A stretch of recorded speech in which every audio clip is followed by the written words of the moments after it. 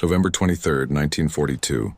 Jebel El Amera, North Africa. A cold desert wind scraped across the ridgeline where, exhausted, American infantry clung to shallow trenches. They had been fighting for 3 days. They were hungry. They were tired. And worst of all, they were alone. In the distance, a cloud of red dust began to rise. Not from the wind, but from Panzer IV F2s. German steel monsters rolling straight toward them. A young private whispered, "What do we even shoot at that? A prayer?" Their anti-tank guns were useless. Their grenades were a joke. Their own tanks had been pushed back miles away. Everyone knew. If the Panzers broke through, no one in that trench would survive. Then someone pointed toward an ammo crate. Resting against it was a strange metal tube. Awkward, oversized, almost laughable. Official name, M1 rocket launcher. The men's name for it, the Bazooka.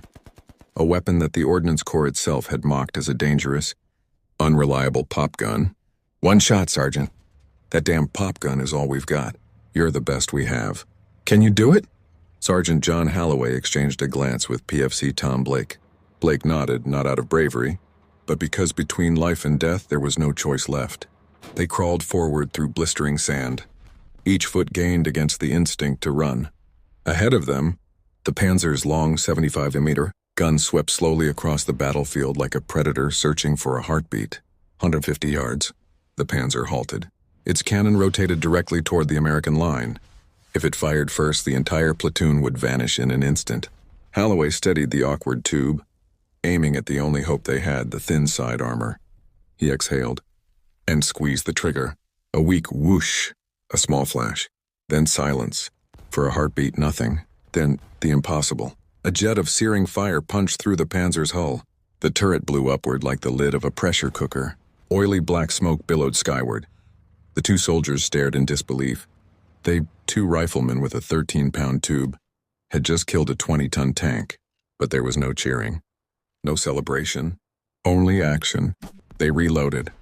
Over the next 10 minutes, 2 more rockets were fired, and 2 more Panzers died in flames. The German armored counterattack collapsed. American infantry, moments ago staring at death, now rose from their trenches with renewed fury. In that stretch of desert, in that desperate moment, the legend of the Bazooka was born.